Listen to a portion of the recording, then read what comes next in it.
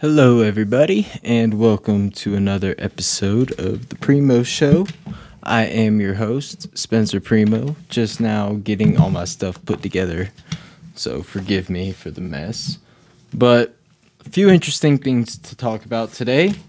We're going to cover some gun rights issues. We're going to cover, obviously, the Parkland, Florida shooting at the high school that claimed 17 lives, and the wave that these young kids are going to bring to politics. And they're the kind of people that are going to change the world. And I'm really excited to talk about that. So first, I just want to run down a few things from yesterday. So the Federal Court of Appeals has actually decided, and this is historically good news, that under the Civil Rights Act of 1964, sexual orientation does fall under sex, because under the Civil Rights Act, you can you cannot discriminate against people with based on their race, color, religion, nationality, sex, and they have now added sexual orientation to the sex category because they say that the sexual orientation is tied into the sex of the person. I don't really know if I agree with that line of argument, because if it was up to me, I would say your religious beliefs do not give you the right to discriminate in a public marketplace. Obviously, you are a private business, but you're operating in a public market. Okay? That's why you have to get business licenses from your local chamber of commerce. So anyways, they have decided to cover the LGBTQRSTUV community under these under the Title VII provisions of the Civil Rights Act, and that is a huge step forward for, well, it's great on two fronts. Obviously, we don't want anybody to be discriminated against. If you watch my last video about part of it was about religious liberty. It basically boils down to them being like, oh, how are you gonna take away my right to discriminate? I just don't want that faggot coming in my store, that's all. It's just because of my sincerely held religious belief. I don't mean to. I'm just a Christian man. Well, tough titties. You're in the public marketplace. Okay? Got it? Just because it's a business, and apparently, thanks to Citizens United, corporations and businesses are people. So if we're gonna go there, then yeah, you don't have the right to discriminate against somebody based on their sexual orientation. Plain and simple. Now, well, I guess you could discriminate if you're a private citizen all you want, but if you're in a business, you don't have any right to tell your workers that they cannot be gay. Like, that can't be a requirement. Like, have you been arrested in the past 6 months? No, I don't think I have. Okay. Do you have references you can put down? Yeah, I think I have some references I can put down as well. All right. Years of experience, about 3 to 5. And sexual orientation. I mean, whatever, I guess. I'm not, but obviously for the sake of this example.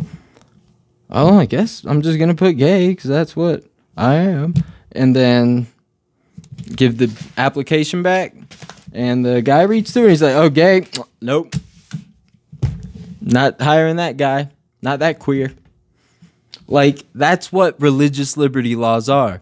Now, this one had to do with the skydiving case, which was actually kind of interesting because, like, apparently, and I might be remembering this wrong, I don't have the article in front of me, but I believe that it was a guy and a girl who were going skydiving, I believe for, like, the first time. And the girl, I believe, was attached to a guy who apparently said something like, I'm 100% gay, or something to that extent. It didn't have to do with skydiving, so I don't know why you would even bring that up. But apparently she didn't want to jump down with a gay dude. And, you know, first of all, you're just a bigot if that's really how you want to treat other people. Like, oh, you're gay? No, I'm not touching you. Ew, you're an abomination, you freak. Like, fuck you. Like, what kind of asshole operates on that kind of moral plane?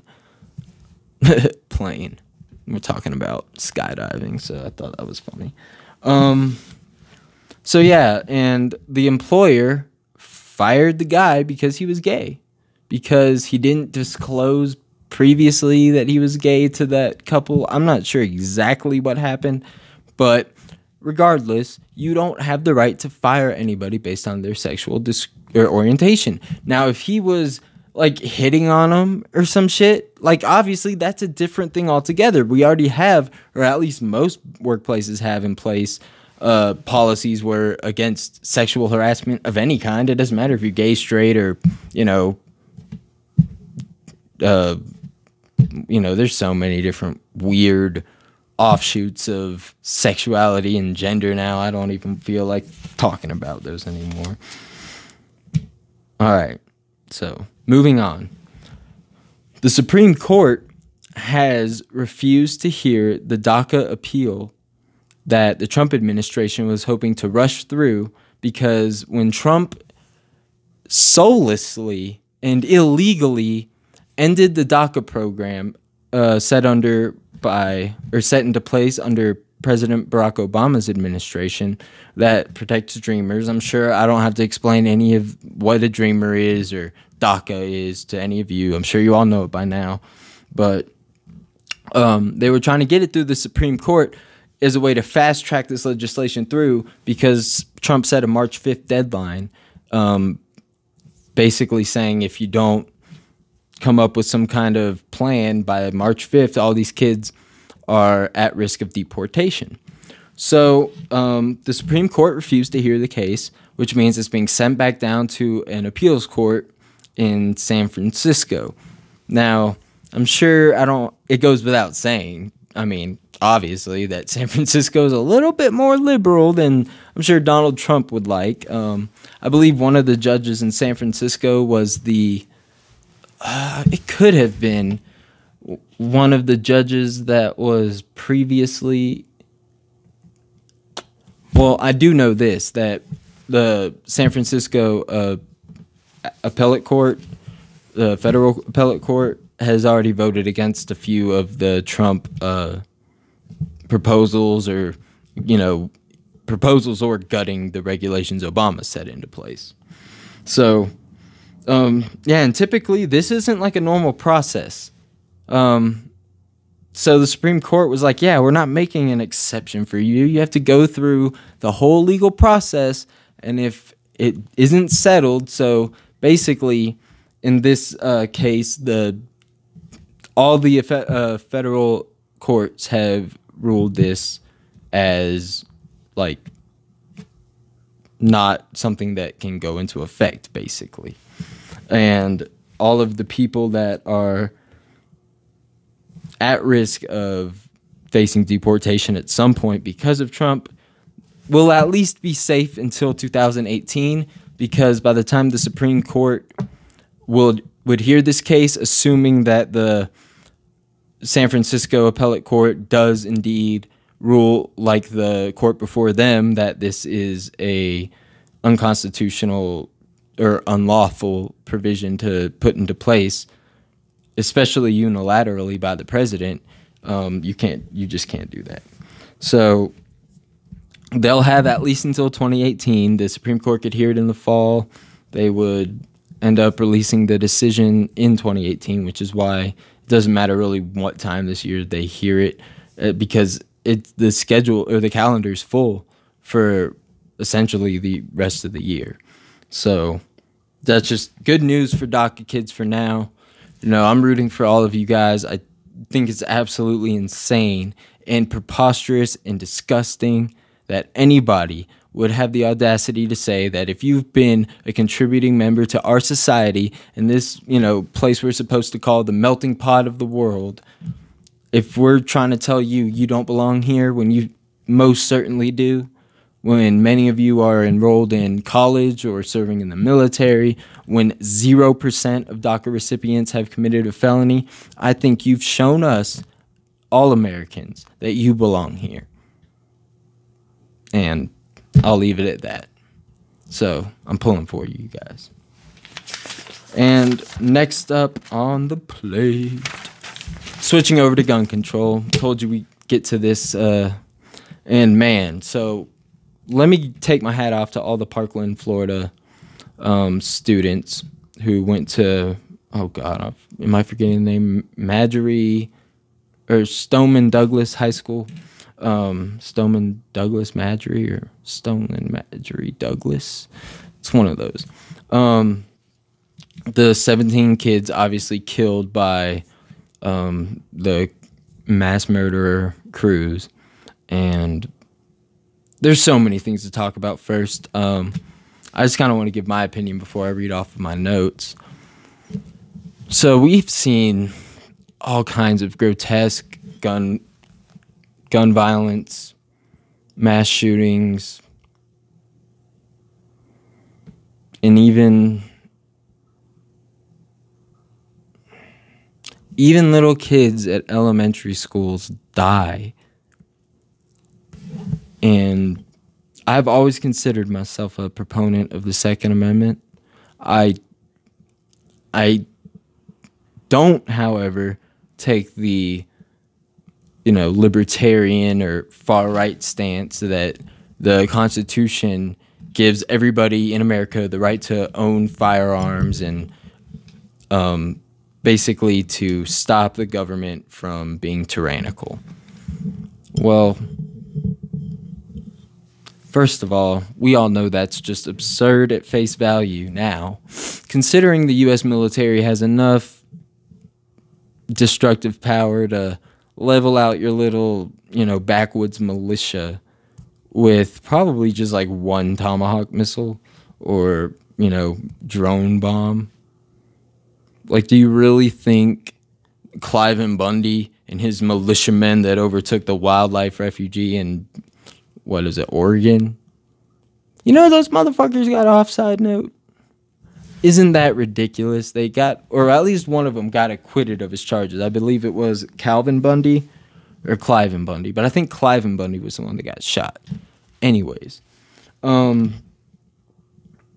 just, if we can't get it changed when little kids die, if we can't get it changed when the guy who shot up the Aurora Theater, I believe his name is Holmes,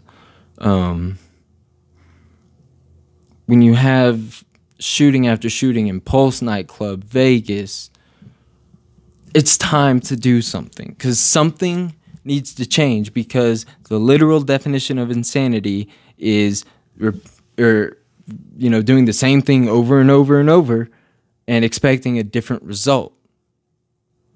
Because obviously more guns is not the solution.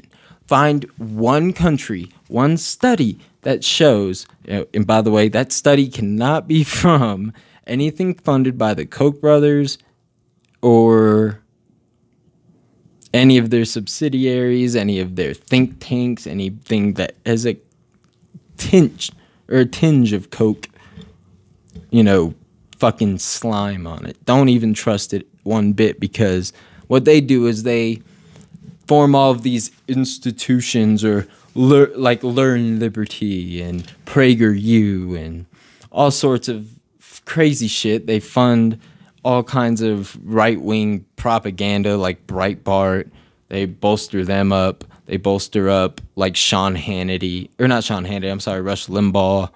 I mean, all these crazy guys that would be irrelevant and have no audience. Well, they really don't have an audience, but they really have more of just like an agreement with the Kochs that they'll just keep on pushing propaganda to anybody that'll listen because they have so much money. Like, they could throw $30 million into a fucking toilet and flush it down and laugh at it.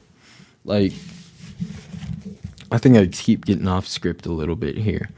But anyway, so well, I guess I'll leave that one there, and we'll do this part as another story next. So,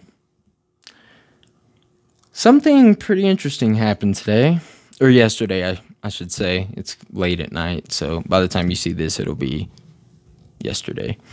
A governor told Donald Trump to tweet less when he had a constituency of the governors from each of the 50 states, in addition to a representative from Puerto Rico. I'm not sure like what the head honcho of Puerto Rico is called, so forgive my ignorance. Anybody watching from Puerto Rico, I'm sorry. So, Greg Abbott is the governor of Texas. And Greg Abbott is a crazy person, just like almost every single legislator from Texas, at least any Republican from Texas.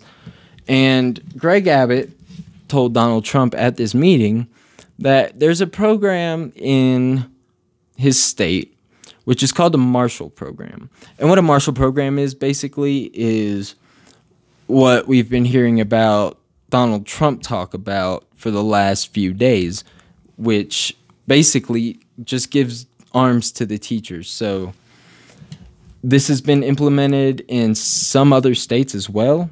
Now, I actually just moved from Texas not too long ago, so I have some insight into this. And one of the craziest thing is, I had no idea it would ever get to something even close to this.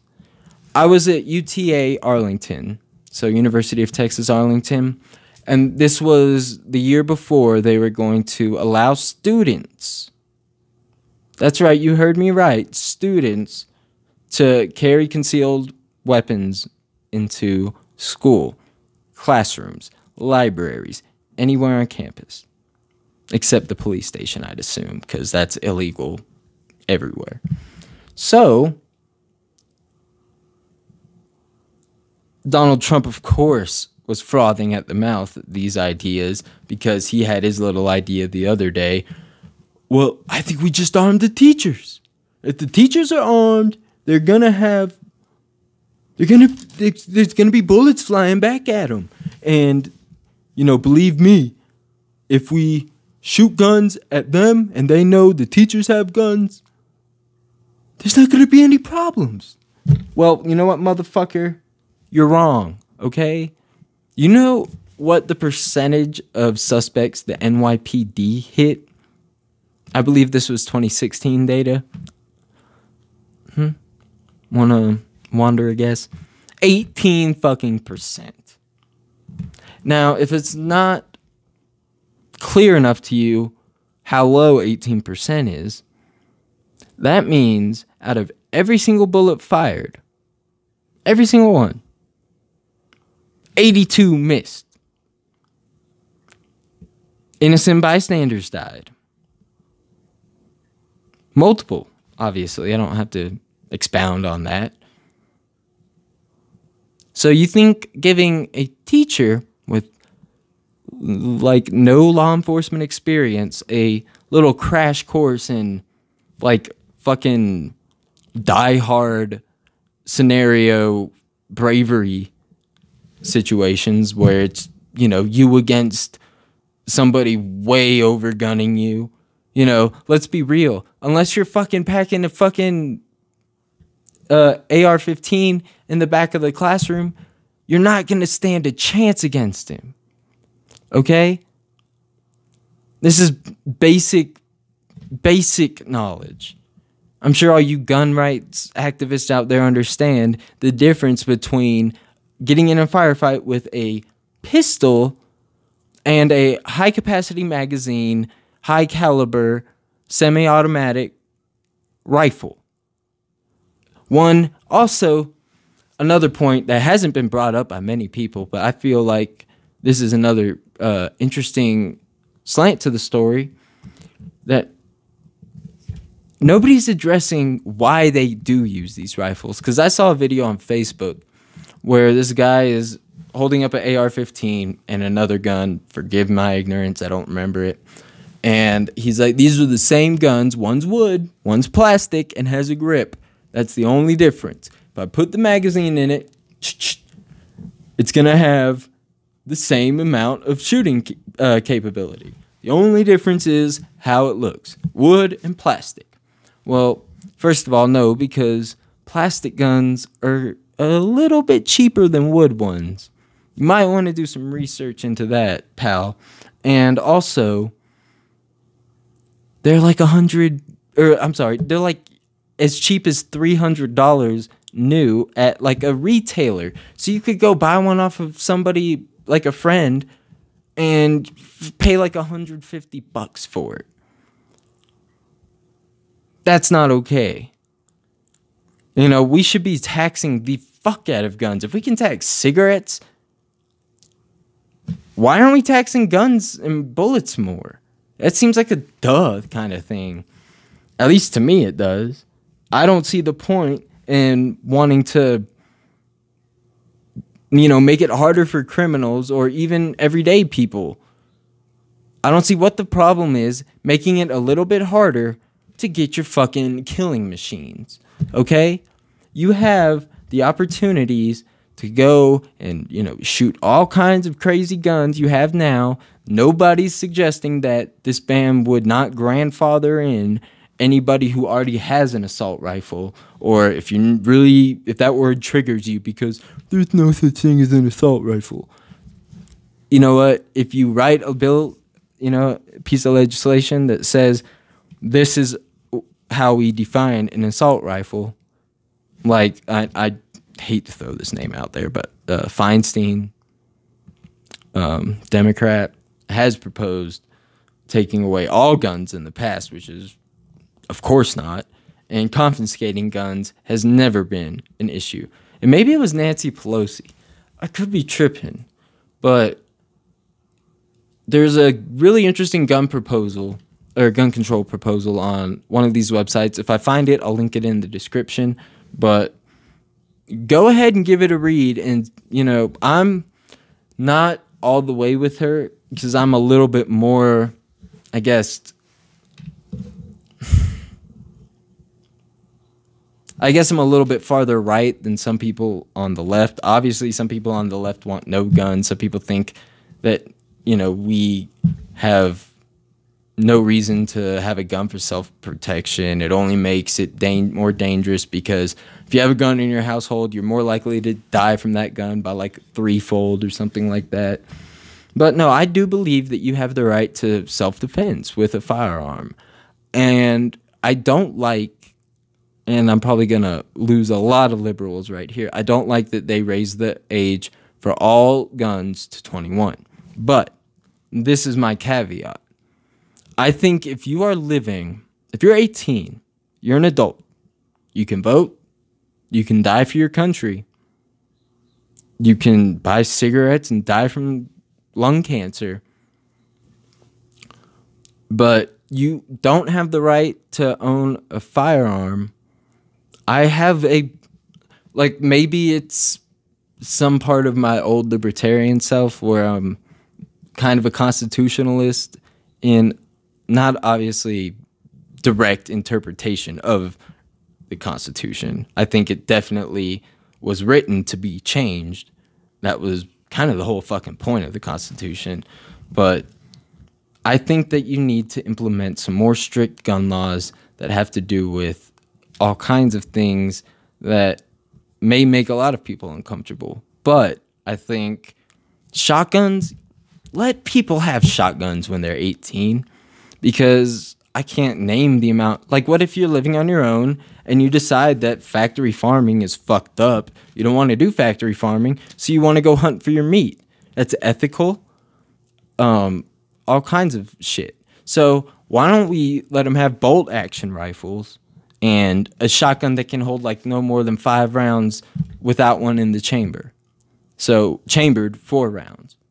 I think that's a better compromise. Well, not even a compromise. I just think that we still have a right to own guns, man. Like 21 for semi-automatic weapons. I still think I'm not there with... Oh, let me rephrase that. I think if you're going to get a semi-automatic rifle, you should have to wait till you're 25. And here's my reasoning for that.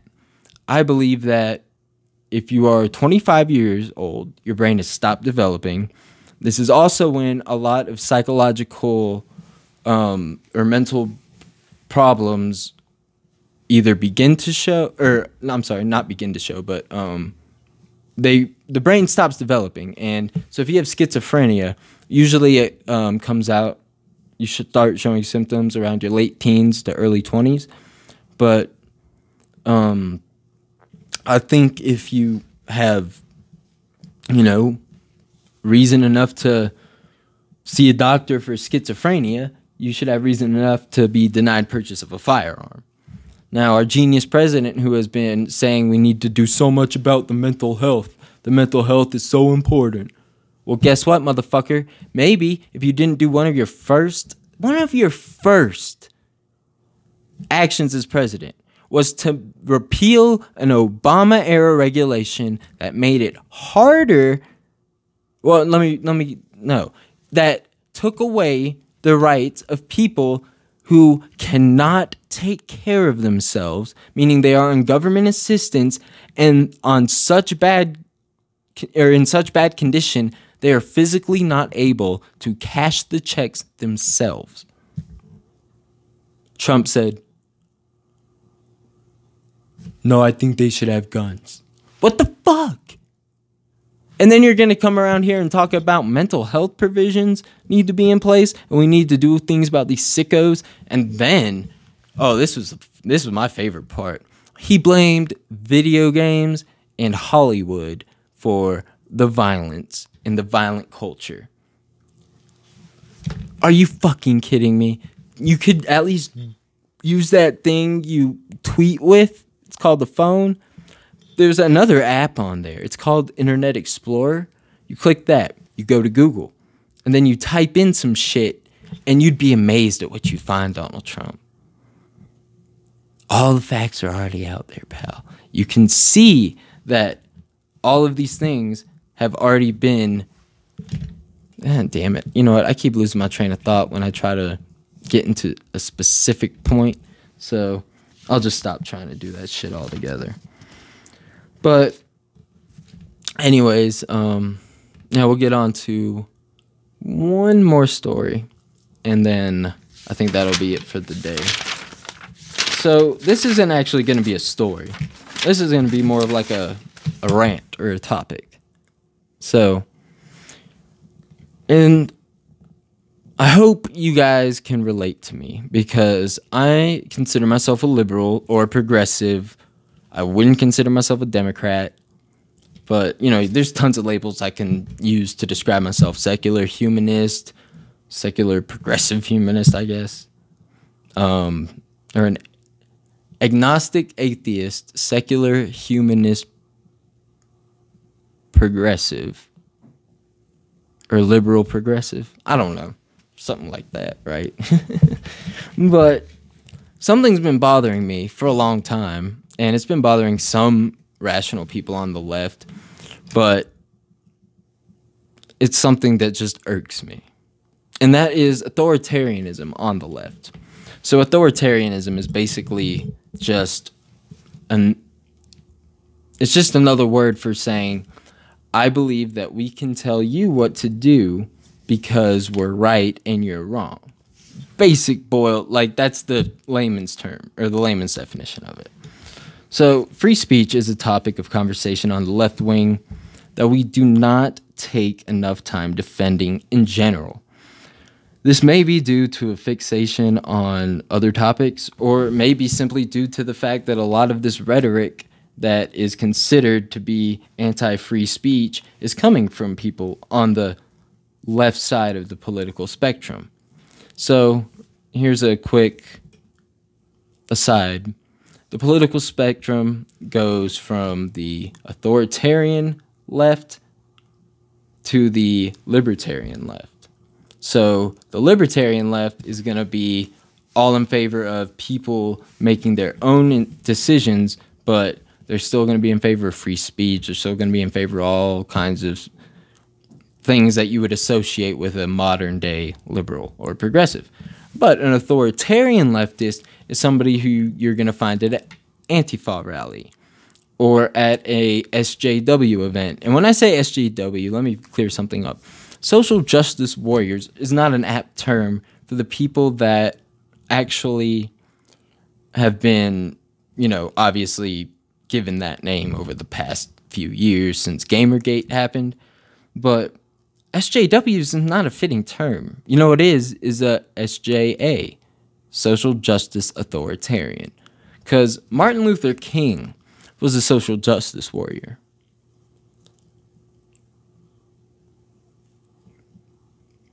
Pink-haired, overweight college lesbians who want you to call them by the gender pronoun that starts with Z and ends with fuck, you've heard them, I'm sure. Z, Zay, I think Zod. There's over fucking 600 of these things. That's getting crazy. And when you say that by not calling you by your preferred gender pronoun is actually hate speech, and hate speech is violence, guys, you fucking lose me. Right then and there, you fucking lose me. Okay?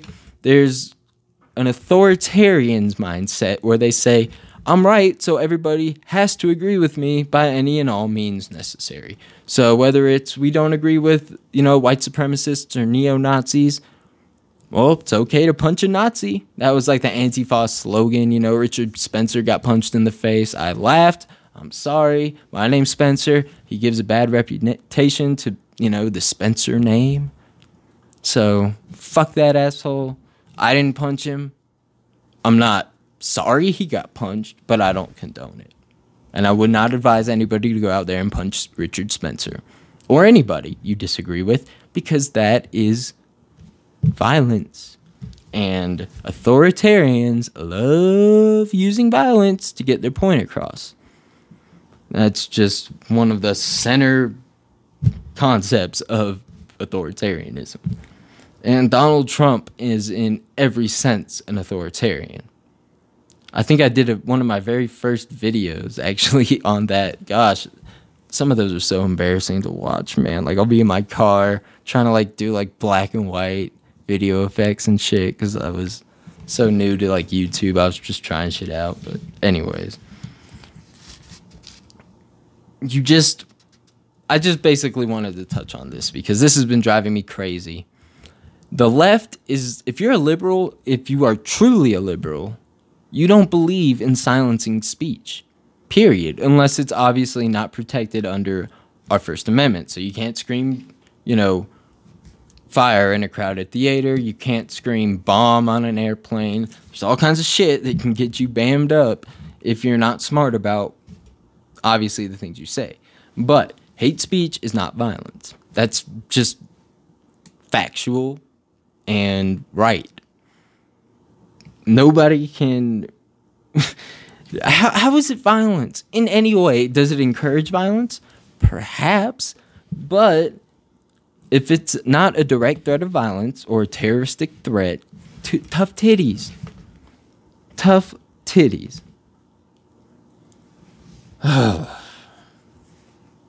it just frustrates me to see motherfuckers like Milo Yiannopoulos and Ben Shapiro get to hoist this flag up like there's some sort of... And I'm not even going to throw Dave Rubin in there because he is not a... First of all, he's not even a political pundit. He's a yes boy and a cock servant to the Koch brothers. Or I should say a cock servant to the... Or a Koch servant to the Koch brothers. Either way, you figure out a funnier way to put those together, because I obviously just fell on my face. And yeah, I think that's going to be it for now. So if you enjoy what I do on this channel, please like, comment, subscribe. It really means a lot to me, guys. I'm trying to get this show a little bit more exposure, so, you know, share would mean everything in the world, or, you know, even just a thumbs up or or an angry face if you didn't like it. Anything, you know, fuck it. Who cares?